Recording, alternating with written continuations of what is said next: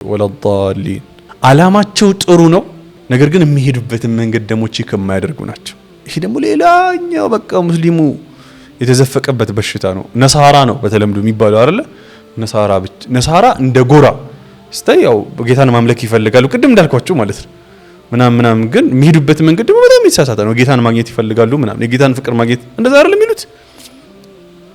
ነገር ግን የሚሄድበትን መንገድ ቼክ የማያደርግ መንሃጁን ቼክ የማያደርግ ማለት ነው። ወለዳል ማለት ያ ነው። በባህሪ ደረጃ ስንመለከት በሰው ጭፍራ ካረግነው በቀጥታ ነሳራ ነው የሚመለከተው። በባህሪ ደረጃ ግን ወስደናል ባህሪያቸው። ስለዚህ እንደ ቤት ስራ መሰላችሁ። በተለይ ሁለተኛው ላይ የተለያየ ጀማዓ አስተሳሰብ የተለያየ ነገር ላይ ልንሆን እንችላለን ሁላችንም። የሚሄድበት መንገድ ትክክል ነው ወይ? ሐቅ ነው ብዬ ያስኩት ነገር እውነት ነው ወይ?